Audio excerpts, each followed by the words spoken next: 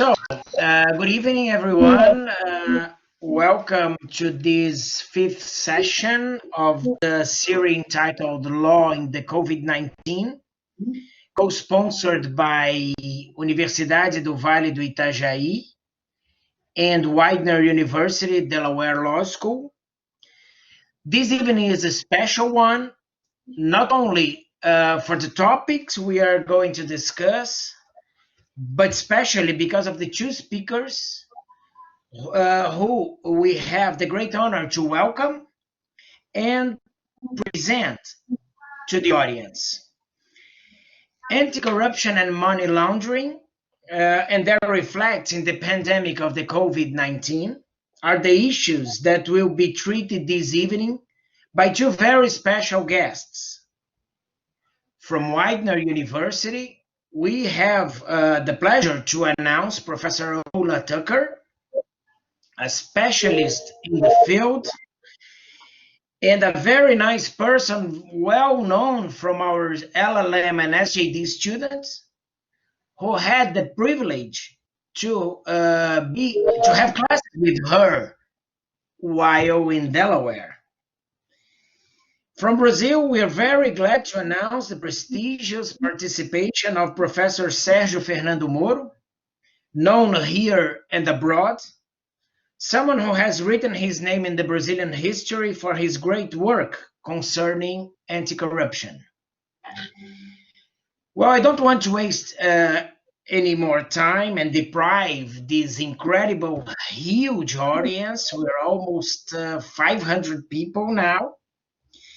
To listen to what our guests have to say about these two issues and their reflections in the pandemic so far. But before giving the words to the speakers, I would like to thank my colleagues who have been working hard to make this series come true. From UNIVALI, a special thank to Professor Gilson Jacobsen, the responsible for inviting Professor Moro to be with us this evening, Natami Bonissoni, Ana Luisa Cousani, Orlando Zanon Jr., our Dean, Paulo Márcio Cruz, and our Rector, Valdir Sequinel, for their support. From Delaware Law, thank you to Professor Zarin Daly, James May, both who started this partnership with me a couple of years ago, Paul Regan, and Dean Eileen Greena. For those who are participating for the first time in this webinar, a short explanation, and then I promise I stop talking. Every week at this same time, Wednesday, 7 p.m. Brazilia's time, 6 p.m. New York time, we join here in this platform to discuss how the pandemic reflects in one area of law. We have discussed human rights, environmental law, public health, corporate and business regulation. Next week, we'll have cybersecurity and privacy, then judicial system, and so on. So this initiative is put in practice by UNIVALI and Widener University that have, as I said, a strong agreement in dual degree, both in LLM, master, and in SJD, doctorate. We shall start now. And so I'd like to invite Professor Ola Tucker for her initial words. But first, I'd like to present her for the audience. Ola Tucker has an SJD from Syracuse University and a BA in English from Boston University. She is also a member of the Association of Certified Anti-Money Laundering Specialists and has over 15 years of experience in the field of corporate compliance. Her specialties include anti-money laundering, anti-corruption, and corporate compliance programs. She helped implement compliance programs in-house at large multinational corporations as well as small domestic companies. She has been teaching at Wider University for a few years now, and she recently started her own compliance communications business. She also writes articles for compliance-focused publication, conducts webinars, and speaks at various industries conferences. Professor Tucker, thank you very much for being with us. The word is yours. Thank you very much. I would like to begin by thanking you, Professor Marcelo, and your staff for organizing this lecture series, and also Professor Moro, with whom I'm greatly honored to share this lecture. I would like to start my portion of the presentation by speaking generally about the economic downturn we're currently experiencing and will continue to experience due to the coronavirus pandemic, as well as the resulting increase in certain types of crime. Next, I'll discuss some of the more specific anti-money laundering threats and corruption risks caused by this pandemic, as well as some of the consequences and challenges for financial institutions. Finally, I'll conclude with a few thoughts on proposed anti-money laundering legislation in the US and the potential impact of this crisis on the passage of that legislation. One of the significant side effects of the COVID-19 pandemic is the tremendous impact it has had on the global economy.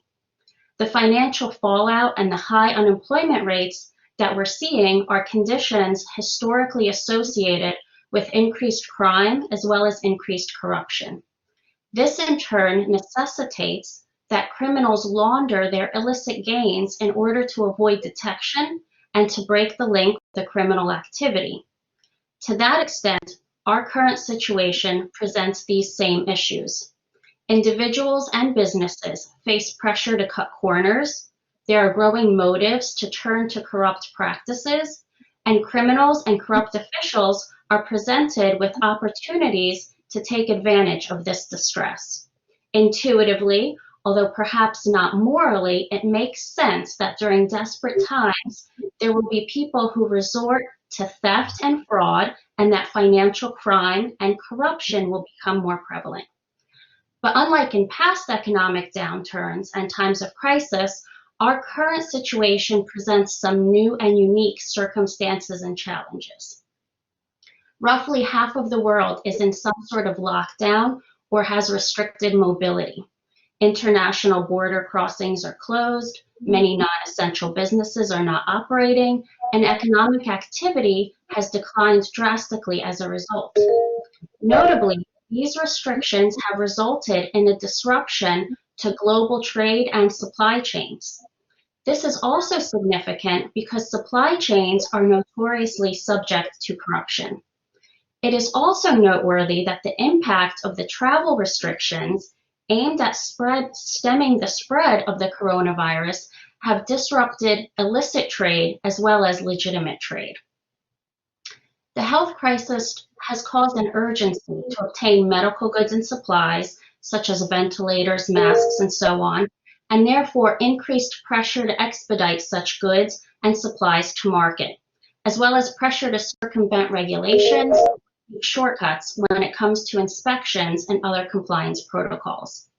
It has increased smuggling and the illicit trade of defective and counterfeit goods and medicines. The financial strain placed on companies during this time creates opportunities for corporate misconduct. Some businesses are simply struggling to survive, and others are forced to look to new markets and jurisdictions as their supplies have been affected. Added to this is the fact that in some cases, police forces around the world have had to cut back on work not related to the coronavirus crisis, or otherwise have been diverted from their regular work in order to focus on issues more directly related to COVID-19. There's also another unique aspect of our current situation. For the first time in history, an overwhelmingly large part of the population is suddenly working and schooling remotely. There are many more internet users. Some of these, such as seniors and young children, may not be very knowledgeable of online threats and therefore particularly vulnerable to them. and more people are connecting to unsecure networks, using personal devices to access non-public information, etc. This has resulted in a large online network for various types of cyber opportunists who are now taking advantage and capitalizing on this very situation. Criminals are exploiting old as well as new vulnerabilities that have opened up as a result of COVID-19. This includes vulnerabilities in online networks, supply chains, internal controls at financial institutions, and others. The pandemic has had an impact not only on the commission of crime, but also on the types of crimes that are committed. And there's a notable uptick in crimes that are reflective of these unique circumstances. It has created numerous opportunities for illegal profit, as well as incentives to take advantage of these opportunities. There's a great strain on government, a strain on business, a strain on access to specific resources.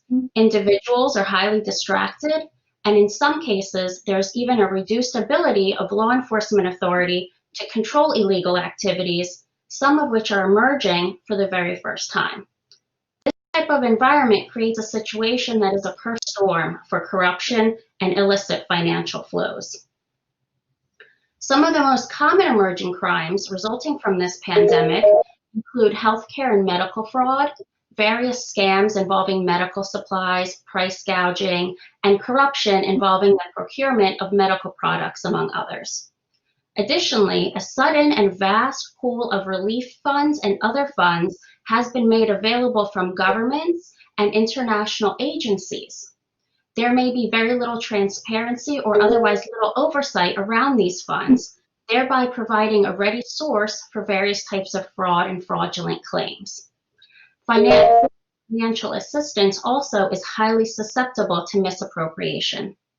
Such misallocated funds will inevitably need to be laundered and will be moved through the international financial system. Also, organized crime has historically flourished during times of recession and economic downturn.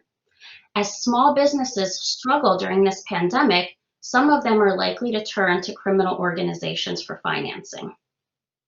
There's also a tremendous rise in various cyber crimes, including crimes that involve breaching internet security, as well as deceiving unknowing web users.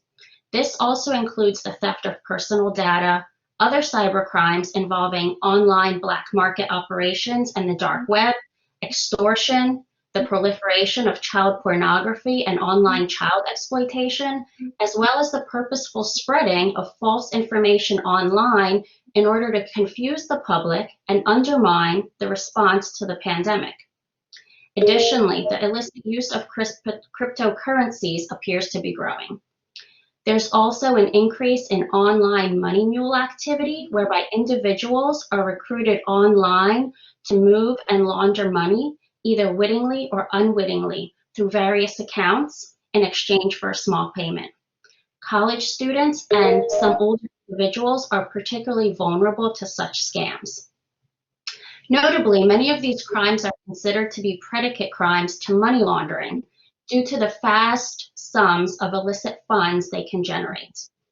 And although money laundering activity itself can be difficult to detect and accurately estimate because it is inherently secretive, clandestine, and covert in nature, the marked increase in these predicate crimes indicates that we could expect a corresponding increase in money laundering activity. So even though the pandemic-inspired lockdown, including closure of businesses, restrictions on travel, has reduced certain opportunities for criminals to mix legal and illegal funds, and also curtailed more common money laundering methods requiring the physical movement of cash or property across borders, such as bulk cash smuggling, criminals have readily found ways to adapt and have done so quickly. Financial institutions play a pivotal role in financial crime because criminals use banks and other types of financial institutions to hold, transfer, and hide illicit cash. Banks and other depository institutions in particular also hold a wealth of private customer information, and they are a prime target for theft generally. Major financial institutions around the world have reported seeing spikes in fraud attempts over the past few months. During this time, financial institutions need to be particularly vigilant of attempts to launder money through new means and methods, now that businesses which were commonly used in money laundering schemes, such as restaurants, bars, and nightclubs, and casinos, are shut down due to the coronavirus restrictions. Another emerging risk is a rise in the formation of new companies, including anonymous shell companies, used to launder and mix illicit funds, as well as defraud consumers and the government. Furthermore, financial institutions, which are responsible for monitoring and reporting suspicious activity, such as suspicious customer behavior and suspicious transactions, are seeing significant changes in customer behavior and activity on a large scale. Although overall transactions have been reduced, there's suddenly a greater use of online transactions and electronic payments, including by customers who are new to online transactions. These new patterns of customer behavior make it difficult to parse out legitimate from suspicious activity. Additionally, there are concerns about the staff at financial institutions being able to handle the workload remotely, as well as being able to properly handle customer data securely. Critically, quarantine considerations have forced some regulators to either stop or delay oversight activities such as bank examinations. And there's concern that governments with significant corruption issues may use public fear resulting from this crisis as an excuse to lift financial oversight, which they may find to be inconvenient or burdensome. Therefore, in recognition of these enhanced risks and threats significantly impacting financial institutions in particular, various agencies, both domestic and international, have issued specific guidance and warnings. These advisories have come from law enforcement authorities such as the U.S. Department of Justice, the FBI, and the International Criminal Police Organization, Interpol, as well as various money laundering watchdogs and standard-setting organizations, such as the Financial Crimes Enforcement Network, the Foreign Action Task Force, and the United Nations Office on Drugs and Crime, among others. These warnings are intended to draw attention to and increase awareness of emerging and evolving money laundering threats, as well as provide guidance about red flags. Much of this guidance has by and large centered around cybercrime and fraud.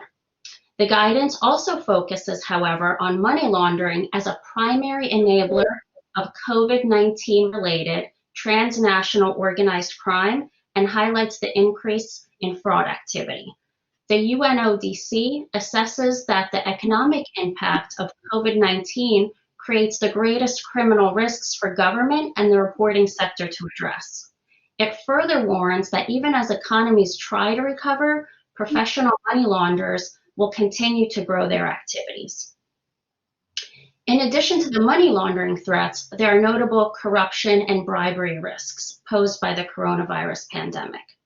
More specifically, companies, their employees, and third parties working on behalf of these companies are exposed, perhaps now more than ever before, to potential violations of the Foreign Corrupt Practices Act, or FCPA, which is the leading U.S. anti-bribery law with extremely broad territorial reach and impact.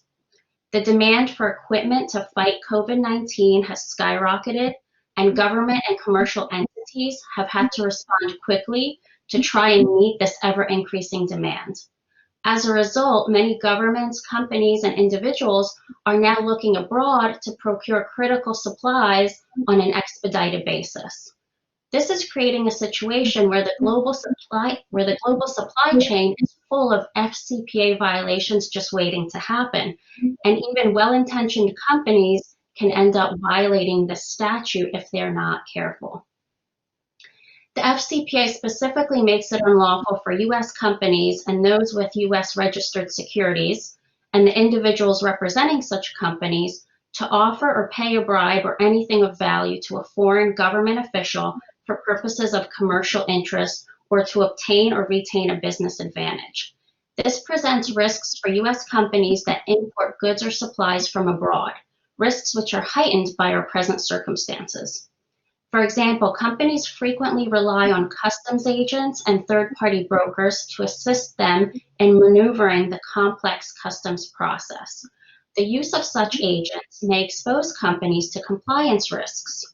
Numerous enforcement actions brought by the government have focused on improper payments made by third-party agents to government officials in order to secure customs clearance or additional business.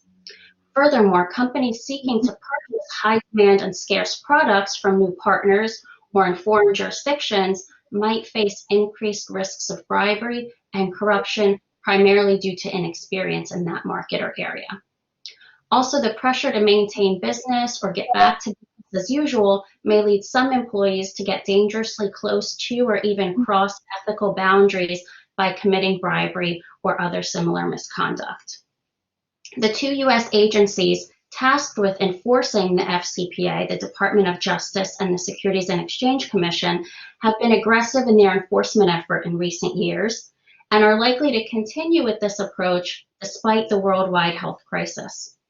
In fact, the U.S. Justice Department has announced its intent to prioritize coronavirus-related fraud schemes. The Attorney General issued a press release in March urging the public to report suspected fraud schemes related to COVID-19 and directing all U.S. attorneys to prioritize investigating and prosecuting such schemes. The department also established the COVID-19 Hoarding and Price Gouging Task Force. Given the implications of the COVID-19 crisis on the global supply chain, it would not be unreasonable to believe that the administration would extend its prioritization of such fraud cases to include pandemic-related global anti-corruption and bribery cases. However, the full impact of COVID-19 and FCPA enforcement is yet to be seen, as we're only a few months into the crisis, and FCPA enforcement actions typically take several years. Other FCPA considerations include the impact of social distancing and mobility restrictions on logistical issues, such as effectively interviewing witnesses, obtaining evidence, and the like. Lastly, I would like to briefly mention the potential impact of COVID-19 on proposed anti-money laundering legislation in the US. The health and economic fallout from the current pandemic is foremost on the minds of citizens. Therefore, money laundering legislation is not likely to be at the top of many people's concerns. The Corporate Transparency Act of 2019 is a federal bill proposed last year, which aims to prevent the illicit use of U.S. anonymous shell companies by increasing transparency around the beneficial owners of such companies. The proposed bill would require corporations and LLCs, limited liability companies, formed in the U.S. to disclose information about their beneficial owners, the individuals who own, control, and profit from these companies. The U.S. currently doesn't mandate that company owners be identified, although other countries, notably the UK, EU member states, and several others, have recently started implementing registries containing such information. This makes the U.S. one of the easiest places in the world to set up an anonymous shell company. In fact, primarily for this reason, the U.S. has been ranked as the second highest secrecy jurisdiction in the world by the Tax Justice Network, worse than Switzerland and only slightly better than the Cayman Islands. And by the way, within the U.S., Delaware is the easiest state in which to form an anonymous shell company, followed by Nevada and Wyoming. So since the disclosure of company beneficial owners is currently not required in the U.S., all you need to form a company is a credit card number and a P.O. box for receipt of corporate documents. Criminals can easily form and operate such companies, open bank accounts, gain access to the financial system, and hide and move money undetected. This impedes law enforcement investigations because the anonymous companies serve as roadblocks, cutting off the financial trail. Passage of this proposed bill would close a huge loophole in the current U.S. anti-money laundering regime, as well as provide a massive benefit to law enforcement. This bill has been in the making for about 15 years. Past iterations of the bill have failed to pass Congress. Following numerous negotiations, the bill was finally up for Senate vote, which is the most progress that has been made to date. Inevitably, it has been stalled in the legislative process as a result of closures and delays caused by the pandemic. The effect of the coronavirus crisis on the momentum and support to get this bill finally signed into law remains to be seen. Nonetheless, the Corporate Transparency Act is a critically important bill because ending anonymous corporate ownership is critical to managing illicit financial flows, which facilitate corruption and crime, including fraud and scams related to the coronavirus. In conclusion, we're still very much in the midst of this pandemic. Although we have initial data about some of the threats posed, and we can make some educated predictions about what might come, there is still much that remains unknown about emerging fraud and money laundering risks. Unfortunately, we're still likely to see new schemes and risks continue to emerge, including those posed by sophisticated global criminal networks. We know that criminals are adapting their crimes to exploit the pandemic and have been quick to seize opportunities to generate significant amounts of profit. This pandemic is expected to have wide-reaching and long-lasting social and economic effects. Financial institutions in particular need to maintain a strong compliance presence. This includes increasing due diligence efforts, remaining focused and vigilant, training staff on the new risks, and ensuring that staff can recognize red flags indicative of fraud, money laundering, and unethical business practices. The guidance provided by some of the supervisory bodies may be helpful in this regard. Prevention is especially important since attempts to collect back funds that have been laundered is nearly impossible. It takes years of investigative work and legal proceedings, and only a fraction of the amount may ever be recovered, if at all. Money has been lost to corruption and crime. It's money that should be used for life-saving measures and to keep countries and governments moving forward in this global crisis. Awareness of the issues and proactive efforts are needed to stem illicit financial flows and perhaps even to save lives. This may be more important now during the current crisis than ever before. That concludes my portion of the presentation. Thank you very much for your attention. Thank you, Professor Ola. It is very, very interesting, your presentation. We thank you very much, and we believe that you can come back with to answer some questions that were already addressed from some of our students in a sequence.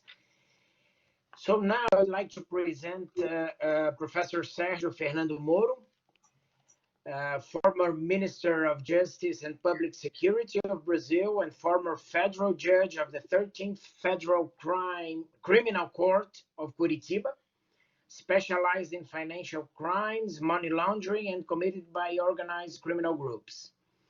He worked as an instructor judge at the Brazilian Supreme Court in 2012. The professor also attended the program of instruction for lawyers at Harvard Law School in July 1998 and holds an LLM and an SJD from the Federal University of Paraná.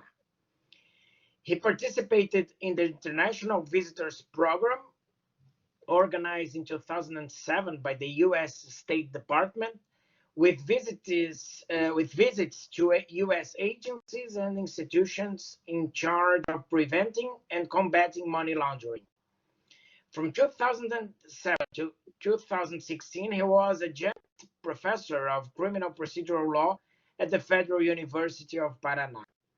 He is also a professor at Centro Universitário Curitiba, and he received the title of Doctor of Laws, honoris causa, from the University of Notre Dame de Lac, South Bend, Indiana, in 2018. Professor Moro, thanks again very much for being with us. You have the word now for your presentation.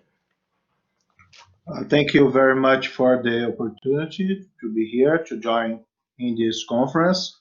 First, let me say that I appreciate a lot the presentation of Professor Ola Tucker, and especially wants to thanks Professor Gilson for the invitation, Professor Marcelo, UNIVALI, and the Delaware Law School.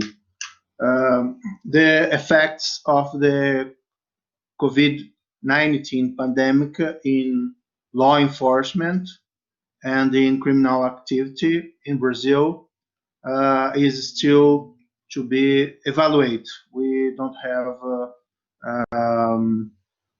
total data, complete data about what is happening, what happened in these months. Probably it will take some time to do some to make a complete evaluation to see if there is only circumstantial changes or these changes will remain also to the future after the end of the pandemic. As the Minister of Justice, what I saw uh, was that we presumed that we would have a decrease in violent crime because of the social distance measures and also measures of lockdown. But we was we were not sure about that if it would really happen. We have a delay here in Brazil to collect the data of violent crime in all the states.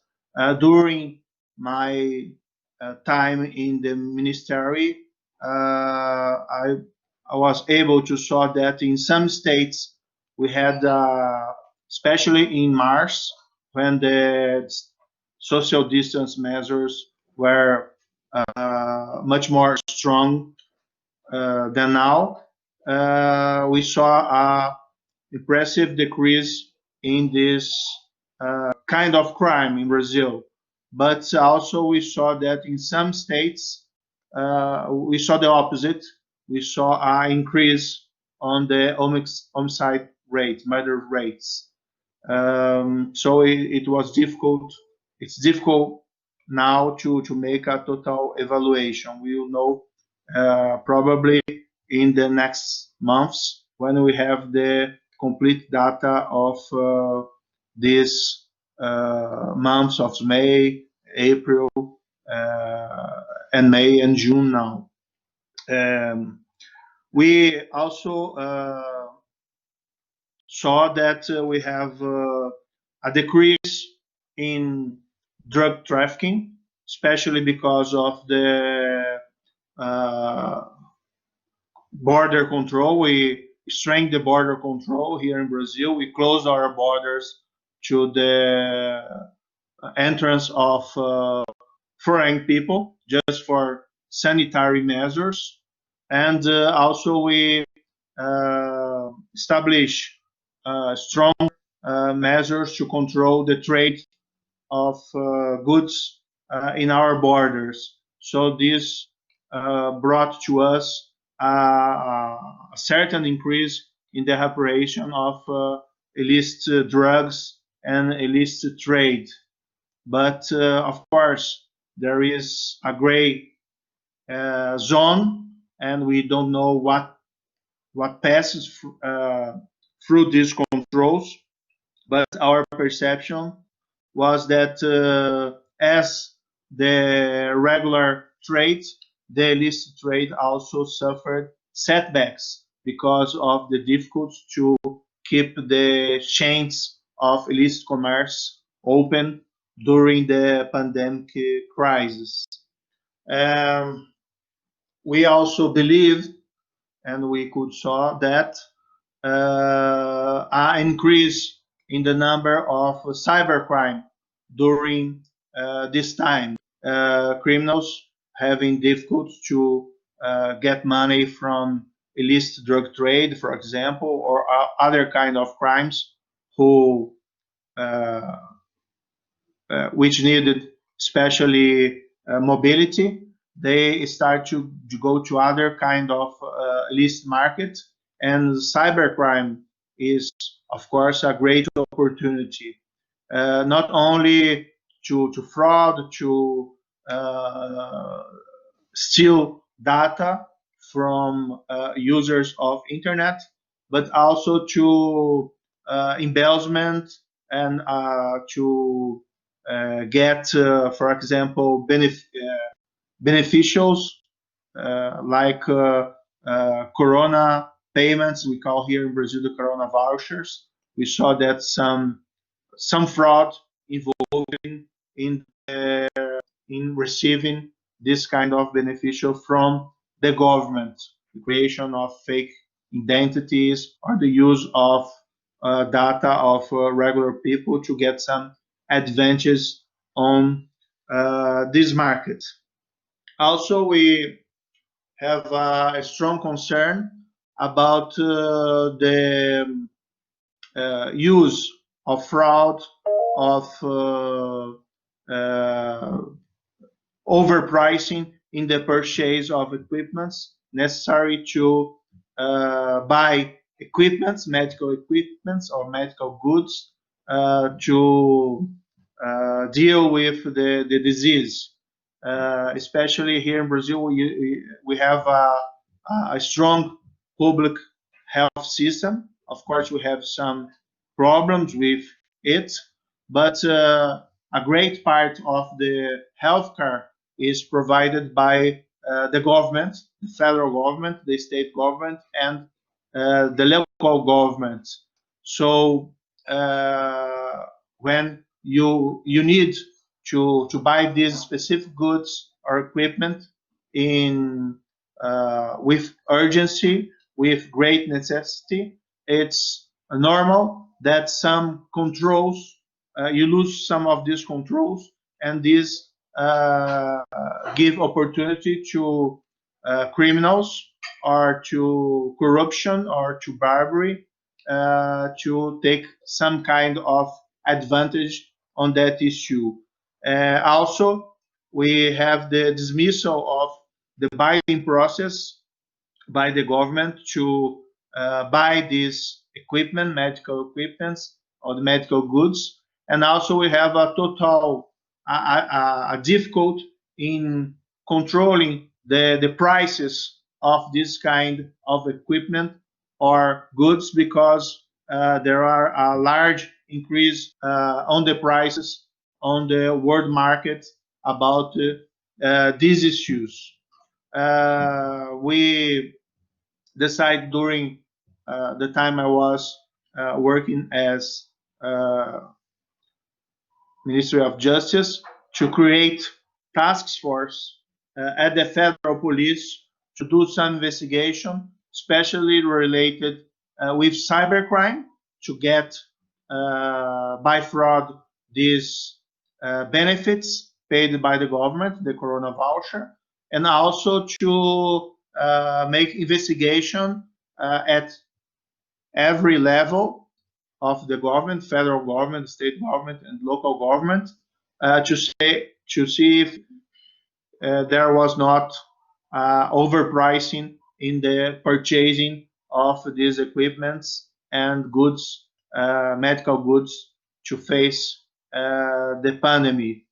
There are some works going on, but in this scenario of urgent measures, sometimes it's very difficult to make a proper evaluation if, for example, the government is paying the regular price for some of these goods or equipments because they change all the time. Of course, sometimes it's possible to make comparisons between purchases of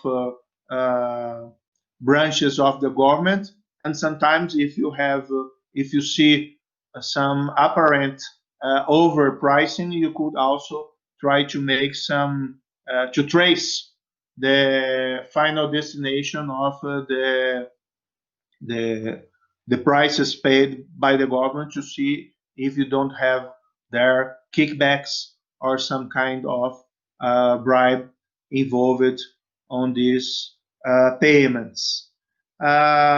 Also, another impact, and this was very difficult to deal, was that the law enforcement have its capability to do its work affected by the COVID-19 pandemic. For example, there was, especially in the beginning, during the month of March, there are a lot of fear that the work of the policeman or policewoman could put them in danger of contacting the disease. So at the beginning, the special operations, for example, of the federal police, they were stopped. The federal police was afraid that if it continued regularly its work, for example, listening to witness or going to the field to collect evidence, to do, for example, search and seizures, they could expose their force work to the evils of the disease.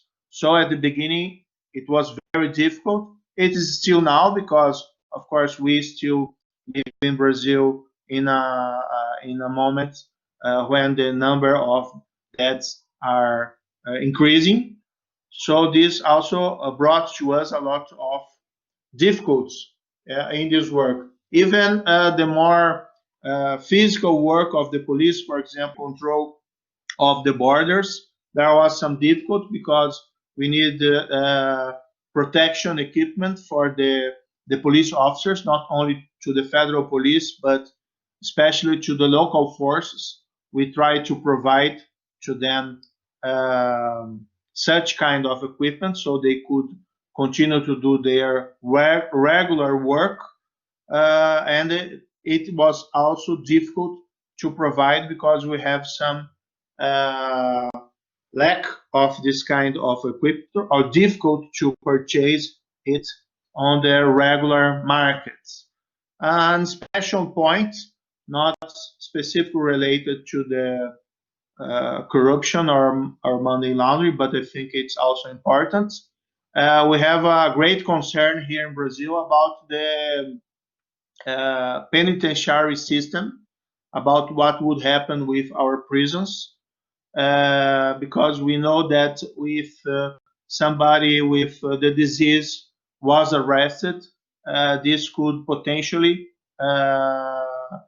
bring the disease to several others prisoners in our prison systems, and our prison system in Brazil is overcrowded. So there was a lot of concern about that.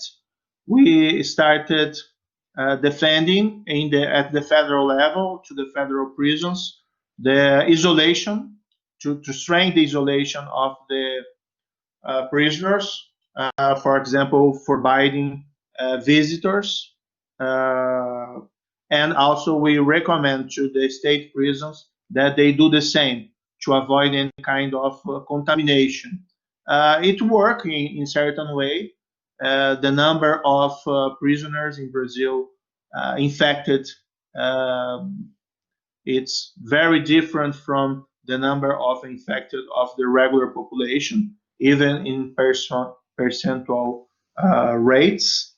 But it's almost impossible to avoid any kind of contamination. And the judiciary decided to reduce the damages of the infection of the prison population, to recommend the release of criminals not involved in serious criminal conduct. There was not a problem with that, not very much. We understood the necessity to do that, but sometimes in some states we understood that there was some exaggeration on the fear of the contamination of the uh, the prisoners, of the inmates. And unfortunately, in certain cases, some chiefs of criminal organizations or people prisoners who were not criminals, who were not who were dangerous, were released. So this also brought an impact on public security, in our opinion. Now we are waiting to the pandemic to go. All Brazilians and all around the world, I think, desires that we could pass through this probation, this suffering, and of course we have to bring back these criminals to the prison, and we'll have to deal with the investigation of this, the increase of the criminal conduct on cybercrime, on probably also on corruption, probably also with purchasing medical goods or medical equipment with overpriced. We'll have a big challenge here in Brazil, but I think it's not much different than around the world. Unfortunately, we were not able to advance in money laundering reformation, or to change our laws on that issue, related with problems created by the pandemic, the COVID-19 pandemic. There is no such a proposition at this moment being discussed in Brazil, but maybe there's something that could be done after the end of the pandemic here.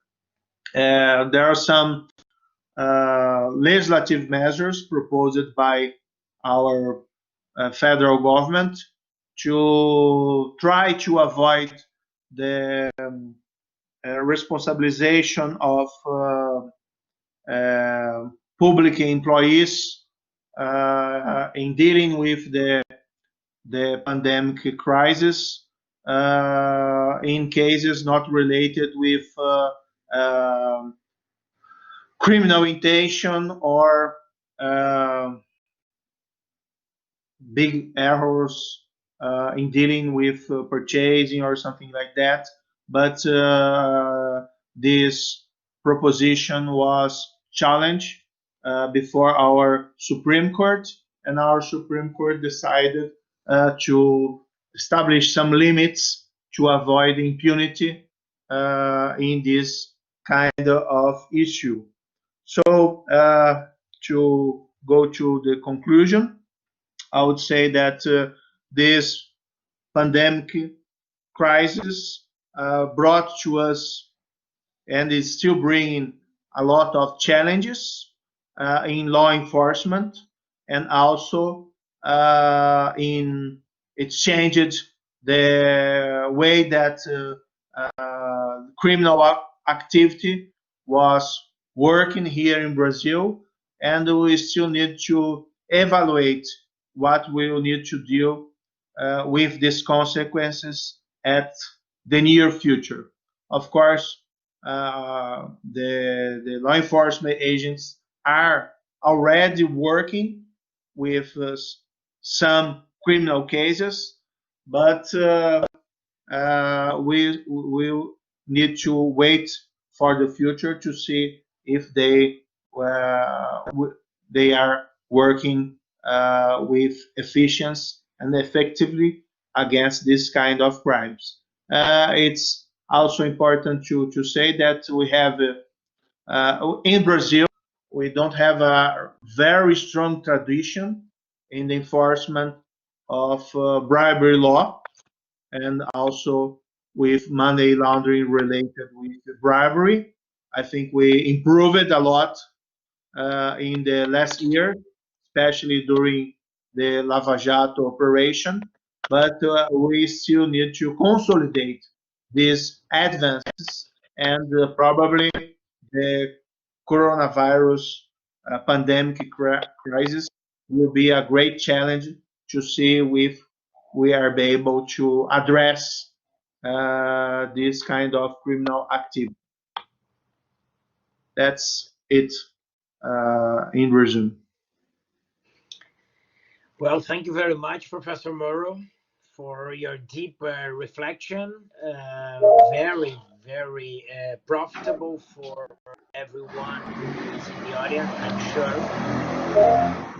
And well, I would like to pass the word to Professor Gilson Jacobsen, my colleague, my partner, to address questions he had made for you and for Professor Ola. Thanks very much.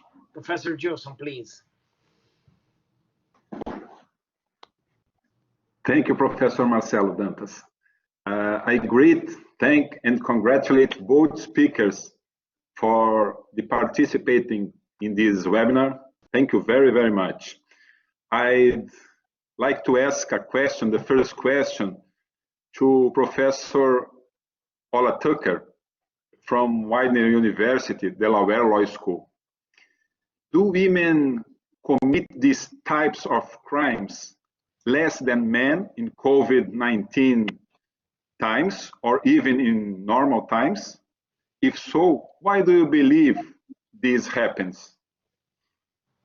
Okay, this is a good question. I actually haven't seen any statistics on women versus men committing COVID-19 related crimes at this time.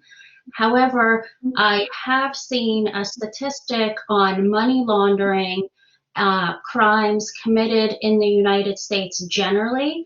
I know that a great majority of those crimes, I think the statistic is around 70% of money laundering convictions are convictions of men rather than women.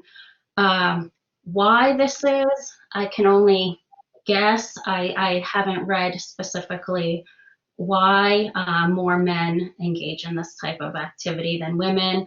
My first thought would be has to do with testosterone. I don't know, I can only guess, but it's a good question. Thank you so much.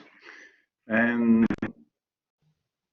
one to Professor Sergio Moro, a more specialized police to investigate crimes of corruption would need what kind of training, investment, and or access? What, after all, is missing to our police? I mean, not only federal police, but also state or civil police, please. And if you want to go on, and for the judiciary too. For the police, I believe that the federal police here in Brazil has the necessary training to address the challenges to investigate corruption or money laundering, this kind of crimes, and it proved it during this car wash operation, the Lava Jato operation, that it could work hard. Of course, there is difficult to investigate this kind of crimes because they are committed in silence, in secret. Sometimes they use special tools like offshore accounts abroad to launder the money. So it's not easy task to do that. It's difficult to make the same evaluation of the state police because the quality of it depends on the state, and usually the state police is more concerned with violent crimes and drug trafficking especially. We tried during my term at the government to provide special training to the civil police on the states to do investigation about corruption and money laundering. It was, I think it was a good program, and I think that's the way that we could improve the quality of this kind of investigation. But also, we lack here in Brazil, and I think it's very important. We need to share more intelligence and evidence between the police. In the United States, they have a very interesting uh, experience related what if they call the fusion centers, where they bring together agents of several law enforcement agents to work together and to share data and to share information and to share intelligence to provide better results in investigating all kind of crimes. And here in Brazil, we don't have this kind of experience, at least not at the same level. During my term, we started to create some fusion centers. We create one at the triple border area to make investigations, especially of drug trafficking, money laundering,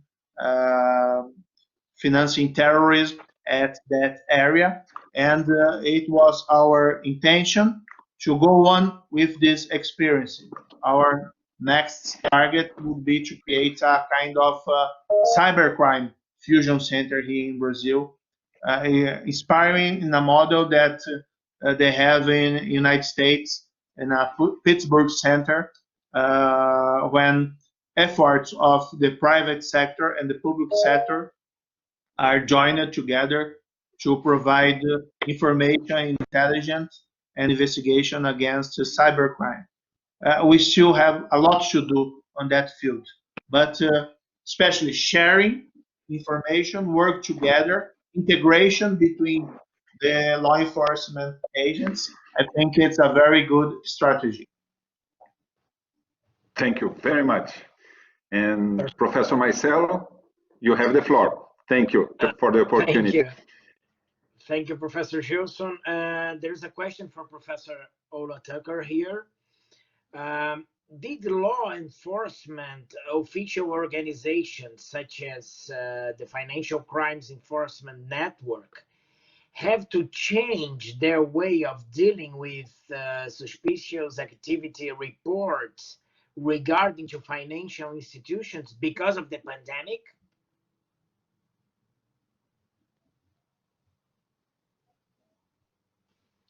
Hi, yes, that's a good question. So FinCEN, the Financial Crimes Enforcement Network, is not an enforcement agency like the Department of Justice is. It's a financial intelligence unit which gathers information and proposes regulations and so on and so forth. But yes, FinCEN is a repository for the filing of suspicious activity reports by banks and other financial institutions.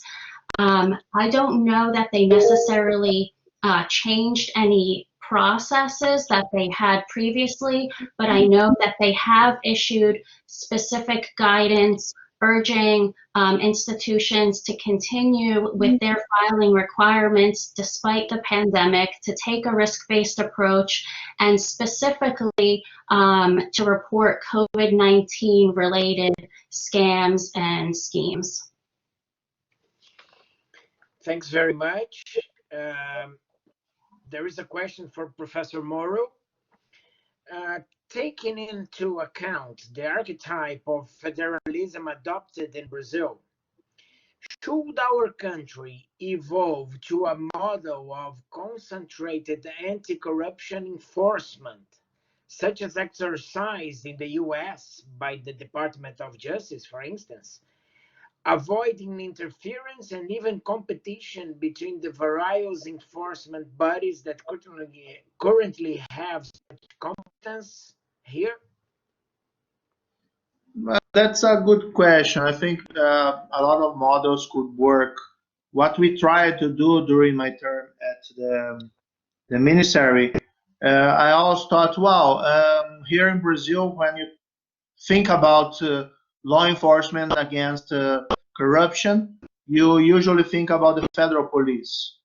Okay, but let's be honest, there is a lot of work to do by the state law enforcement agents. The federal police could not do all the investigation on corruption matters in Brazil. So we try to provide training to the, especially to the state police, civil police here in Brazil, so they could build their own cases and do the work, the necessary work on the states. Of course, we know that there are good cases that have been investigated and built by the state police, but we understood that we could help them with training, with the necessary tools to do this work, especially in the States. What I think it works better on this matter, and it in some way it's related with our prosecutors. When the state prosecutors work closely with the police, the state police, what they call the GAECOs at the states. Usually this is a good model. I don't think we could concentrate all the investigation efforts against corruption in Brasilia or at the federal level. I think that's not, it's now how we will deal better with this issue. Of course, this model that worked in Lava Jato, the task force model, I think that's something that we need to improve. We need to make this model more common here in Brazil, because sometimes it's very difficult to do investigation of these crimes. And with task force, you could have joint teams with federal police, with our Receita Federal, the equivalent of IRS in the United States, a contact with our financial intelligence center, the COAF, so the work could be done in a fast track, in a kind of fast track. I think this is important. Thank you very much. Very clear. There are some questions that are for both, so I'm going to address them, and you feel free to answer. Actually, the next two questions are, they complement, one complement the other. Is it possible to create a culture of institutional respect to the rule of law in Brazil and in the US? Is promoting education to the general population enough, or the example has to come from the top? And the second question, which complements this one, what role does the rule of law play in shaping the fight against corruption and money laundering in Brazil and in the US? Is the law enough?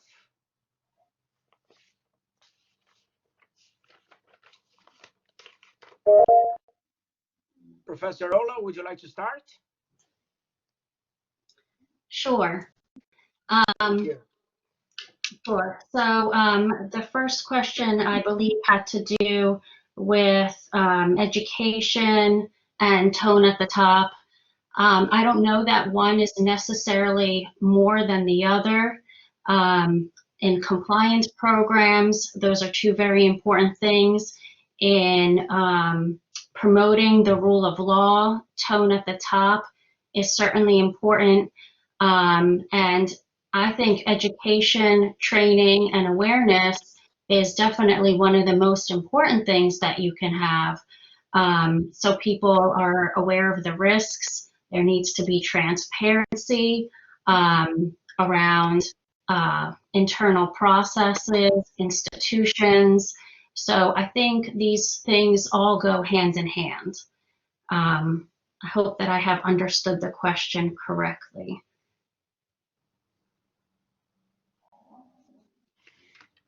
Great.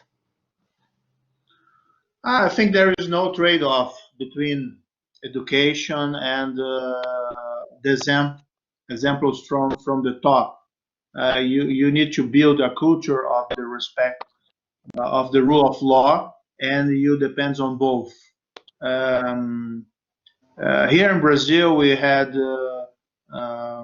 great big problems with corruption. At least Lava Jato operation revealed a giant scheme of corruption, of bribery in our previous government and involving a lot of people. And I always thought that the enforcement of the law against this kind of crimes, corruption, money laundering, helps to improve the efficiency of our economy, helps the ones who have been stolen, not in this case the public budgets, but especially they were important to strengthen the rule of law and democracy. The rule of law means that no one is above the law, and if you have powerful people, powerful public agents, powerful politicians committing crimes, they have to answer for that for the courts of justice. So I think you don't need to choose between education or examples to improve the commitment of a country to the rule of law. You need to work with both. Yes, I just wanted to add, totally in agreement with that. When it comes to tone at the top, I also think it's very important that the leaders also walk the walk, so to speak. So they demonstrate what they say in their actions as well, and this will create trust, and that will certainly go a long way. Let me also add something. It's very important on that issue that you respect the independence of the courts and the independence, in certain way, of the law enforcement agents. You cannot have a proper law enforcement. You don't have a proper law enforcement against this kind of crime if you don't respect that. So the policeman, the policewoman, law enforcement agent, the judges, the prosecutors, they have to work with independence on that issue. This is fundamental. Great. Perfect. Perfect. Very clear, both of you. Thank you. Um, there is another question for both, and we're heading to the end. Um, Considering the traceability of business conducted online and, and that cybersecurity should naturally be improved by an increase of demand, is the shift from a more traditional marketplace and ways of doing business to an online economy more a liability or an opportunity to develop more efficient ways of fighting corruption and crime?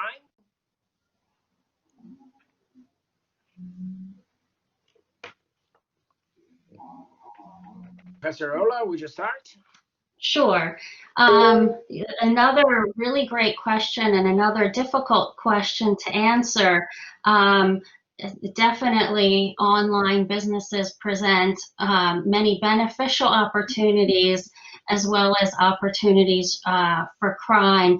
I think that this pandemic is definitely providing us with great incentives to increase our cybersecurity awareness, our cybersecurity controls, and I'm sure that that will be one of the results coming out of this pandemic. As far as cyber crimes, I mean, I can't help but think that criminals will always be a step ahead because this is their life. Whereas, you know, people who work on cybersecurity, maybe it's their job, and when they're done their job, they go home and they don't think about it anymore. And criminals are constantly, you know, they're going to be one step ahead. But there are opportunities presented for both, certainly. I agree with Professor Ola on this issue. In truth, I agreed with all that she told us today. But it's too soon to have an answer to these questions. Of course, these internet transactions, they have the what is good on them is that you don't have cash, and sometimes it's difficult to trace transactions with cash. By the other side, the internet, sometimes it involves a lot of jurisdictions. Sometimes you have someone purchasing goods and you could not identify in a proper way or in a quick way this person. So I'm not sure if at the end of the day we will have, it will be more easy to the law enforcement to investigate this kind of crimes. Probably this will bring to us necessity to work more with our jurisdiction to strengthen international cooperation and maybe to start to think about ways that you could respect privacy, but also you could trace in a quick way internet and identify email accounts, for example, used created in other countries. There is also the problem with cryptography in this communication. Sometimes it's very difficult to see what criminals are talking at the internet, and it's like Professor Ola said, it's a game of mouse and cat, and the criminals are usually one step ahead. Good, thank you. We have a few more questions, but we won't like to make much of your efforts. So, Professor Ola, if you could please share, there's a question here, some thoughts about the risks raised by the pandemic to the compliance programs currently in place. Yes, yeah, there are numerous new risks that are placed on compliance programs as a result of this pandemic. One of them has to do with internal controls. Another big one is simply training staff on the new risks that are presented and the red flags. For example, as I mentioned at the beginning of the presentation, customer behaviors have changed. And customer transactions have changed as a result of more people being online now. So one of the main things that financial institutions in particular have to do is train their staff on these new typologies that we're seeing, what is considered to be suspicious customer behavior, what was considered suspicious in the past perhaps isn't now, and the reverse as well. Also, with cybersecurity, you know, we talked about that a lot. Internal systems are going to have to be strengthened and fortified to deal with that risk. um, vigilance. The board of directors has to remain very vigilant about these risks and maybe consider even reformulating the company's risk appetite for how much risk they're willing to trade off in order to do business. Because obviously businesses are now forced with difficult financial situations. So as far as businesses going into perhaps new markets, riskier markets, this presents compliance challenges as well. So a lot of organizations perhaps would want to consider reformulating their risk appetite, or maybe defining a risk appetite if they don't have one as well. So a lot of challenges, and a lot of challenges presented by, as I said, markets going abroad and supply chains. Pretty good. Thank you. Thank you very much. In this same issue, Professor Moro, there is a question for you about compliance. What's your opinion regarding the mandatory compliance structures in state-owned companies, Law 13303? Even though there is no punishment, no sanction expressed in the law in case of non-structuring these programs, do you think this law achieved its real goal in terms of anti-corruption? I'd say that, especially because of the Lava Jato revelations about the high level of corruption in Brazil, we have a lot of improvement on compliance systems in Brazil. This includes not only the public sector but also the private sector. I think that is probably one of the most important legacy of that time. For example, now you see that well, there's some doubts about the efforts of the public sector against corruption, at least at the legislation level. But you see that the private sector is very concerned about this issue. They don't want to commit the same mistakes, at least in general, you can speak. And about the state-owned companies, I think this law was a clear improvement at the systems, about all the rules that the law brought, especially involving the necessity of high standard of quality on the compliance or at the board. But of course, it's not a perfect law. It has its problems, and it also could receive changes to improve its efficiency. But I think it was a step ahead in the quality of compliance systems at the state in the state-owned companies. Thanks very much. If you agree, I would address one more question for each of the speakers, and then I would open for your final considerations so that we don't go further than 8:30 our time, 7:30 US time. Of course, we would like, and I'm sure the audience would like to be with you both for the rest of the evening, but you're probably tired and you have done a great job already, so thank you very much. So, Professor Ola, how whistleblower tips can help the government agencies to detect and fight corruption and money laundering acts?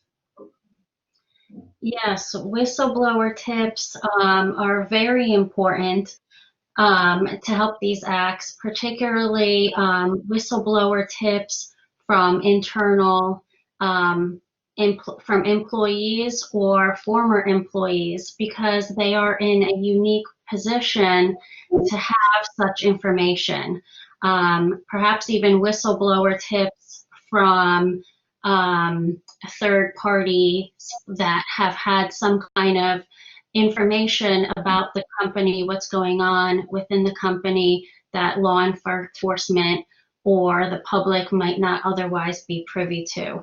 So I think that whistleblower hotlines are very important.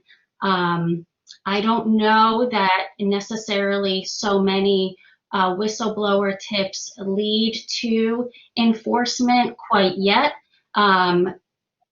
They present certain risks and challenges, especially for operations that have subsidiaries in certain jurisdictions where whistleblowing is not really part of the culture. But overall, I think that they're very important and they're very helpful, and they should be, companies should really strive to make sure they're in place. Thank you. Thank you very much. Professor Moro, there is one question, very specific, about how do you see the possibility that the harmed public entity sign a civil non-prosecution agreement on administrative improbity? Considering possible political issues at stake, the lack of legal requirement for judicial approval or other form of control, could such possibilities sometimes represent a setback in the fight against corruption? Sorry, which kind of entity? I didn't understood. The harm, like the public entity that was harmed by the act of improbity. Okay. Well, when you have these cases of corruption, especially grand corruption, you need to address the consequences of this kind of conduct. So you have the criminal consequences in Brazil, especially involving the criminals who committed the crime, but you also have the consequences for the company. We don't have here in Brazil criminal liability for companies, but they could be take responsibilities on civil matters or punitive administrative sanctions. And I think these agreements, they usually work to solve these other parts, the civil damages and administrative issues. I don't think it's need to forbid the state-owned company, for example, to make such kind of agreement.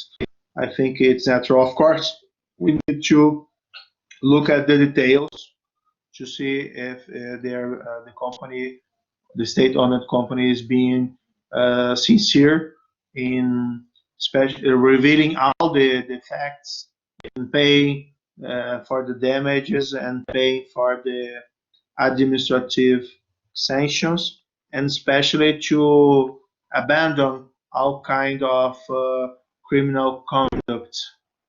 It's not different from companies of the private sector, I suppose. Right. Well, Professor Rolla, if you could answer one more question. Can criminal liability of the compliance officer, when it has failed widely and seriously in monitoring the MAL program approaching willful blindness, be considered a mechanism for preventing future money laundering crimes? Yes, so it is true that individual compliance officers can be held criminally responsible for willful blindness and significant systematic failures in anti-money laundering controls. However, we have not seen many such cases yet. There are very few, but there is a potential for that liability. I think that many compliance officers naturally are very afraid of this. The reason for this policy decision to hold individuals criminally liable is because it is one of the biggest deterrents. To impose fines and penalties, but prison time as well is a huge deterrent. So I think that it is probably a very effective method. Thanks very much. Well, we're getting to the end, but these questions were all made by our LLM and SED students in dual degree with Delaware Law School. There are judges, public prosecutors, public and private attorneys. So if you don't mind, I'd like to ask one more question for Professor Moro and one general, and then we finish, I promise. Professor Moro, in your point of view, in what acceptance horizon are the anti-corruption compliance programs in Brazil since the enactment of Law 12846, 2013? Do you believe that the applicability of the Institute has been growing as expected with the advent of this act? I suppose the answer is yes. I'm talking with, I have sometimes conferences or conversations with a lot of people from the private sector. And I understand there is, since the Lava Jato operation and also because of the international movement in favor of compliance for anti-corruption measures, I think this is an increase in the perception that you have to work by the book, you have to work by the rules. And for example, a great part of the problems with corruption, with bribery, is related with unfair competition on the market. So I think in certain way, it's the companies have the interest to create a more fair market and to avoid this kind of practice.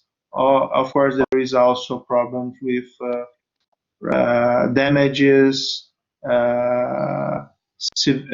prosecution, reputational damages if a company is caught paying bribes or doing something illegal. So I really think that in Brazil things are getting better on the private sector with compliance and with proper behavior at the market. Of course, we could not say that for sure because there is a gray area and you don't have all the information, but it's the general perception, not only mine, but I think of everyone. Thank you. So we have one last question, and then I would give the word to the both of you, and so that if you want to make your final considerations after that, we're very pleased and we're very happy to have you both here this evening. In Brazil, the majority of the most important public acts demand an analysis from a public attorney from the Attorney General Office. What is the role the Attorney General offices may take to prevent corruption in the US and in Brazil? Professor Erla, if you could start. Okay, so definitely the role of the Attorney General is really big as far as preventing corruption. And I think that like our Attorney General stated in March, issued a statement that US prosecutors should aggressively pursue and enforce COVID-19 related fraud, the same statements should be made about corruption in general. As companies with compliance programs are expected to have a zero tolerance for corruption and bribery, so too should the Attorney General stress that, and that should be primary for law enforcement as well in order to help deter it. Thank you. Professor Moro? Well, the role of the Attorney General is very important. I think the Attorney General need to have a strong commitment with the rule of law and in the fight against corruption.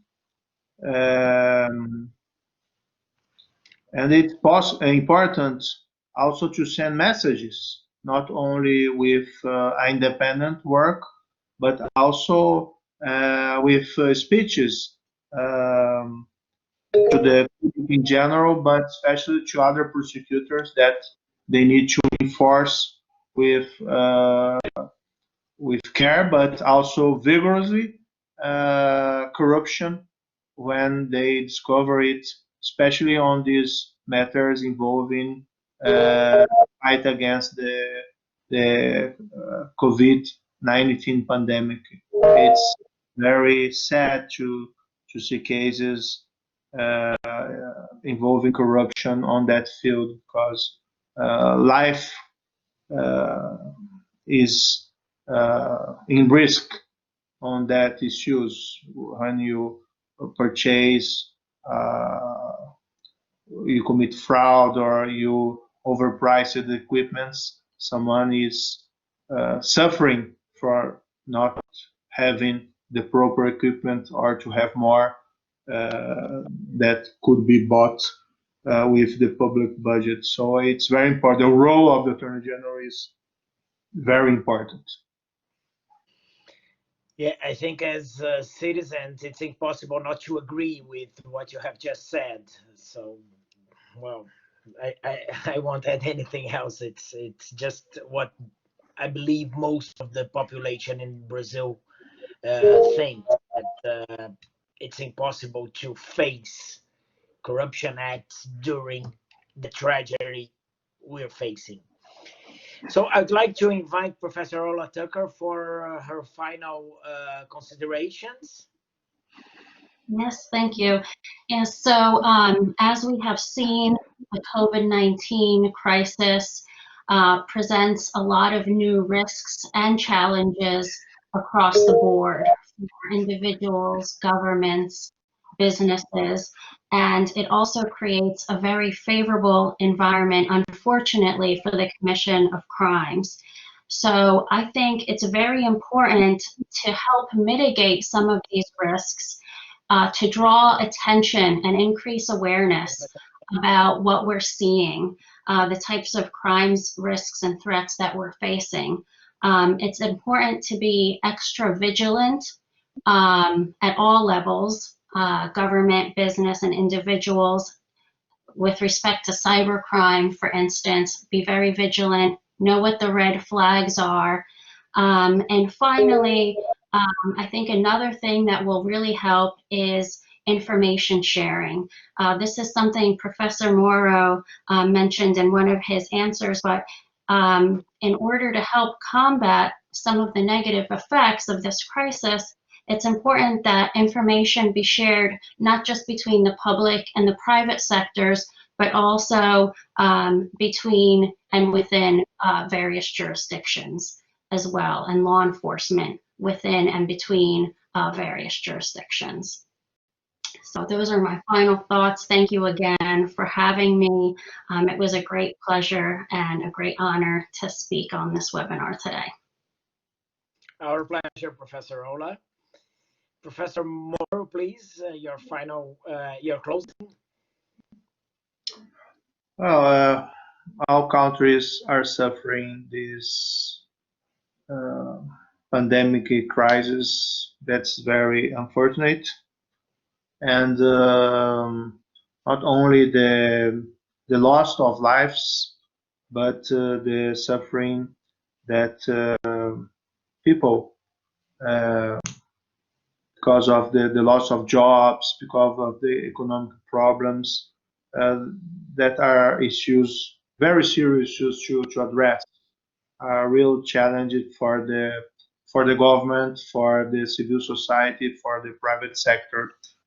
But in other fields of the law, like the ones that we are talking now about the changes of the criminal activity, this also brings the necessity to change, to think again about law enforcement measures, how we could make the necessary changes to address also these challenges on criminal behavior. So it was a great opportunity to have this conversation, to have this debate, and I'm very grateful to have this opportunity. Thanks very much, Professor Moro. Professor Gilson, would you like to say something as a closing? Thank you very much, Professor Marcelo. No, just to thank both professors very, very much for the opportunity of the meeting and for sharing their knowledge about such sensitive matters. Okay. By the way, I noticed that we had a lot of teenagers in the audience and also a lot of kids too, children, which obviously give us hope for the future. Thank you so much. Future, Bye-bye. future judges, professors, and police officers to Awesome. fight crime. Of course. Great. Well, I have no words to thank you, Professor Moro, Professor Ola. I am sure we're very proud, both institutions, UNIVALI and Widener University, were hugely proud of what we had this evening. The great academic discussion. It was not political, it was not based on cases, but it was technical. And I'm sure everyone who was in this audience leaves with the sensation of hope that we can have better days in both of our countries, not only that the pandemic ends as soon as possible, but also that we have more consciousness from our politicians, from our legislators, from our presidents, from everyone in facing corruption and money laundering. Thank you very, very much to you both. Thank you, Gilson. Thank you, the audience. See you next Wednesday. Good night. Good night for everybody. Thank you, Professor. Thank you.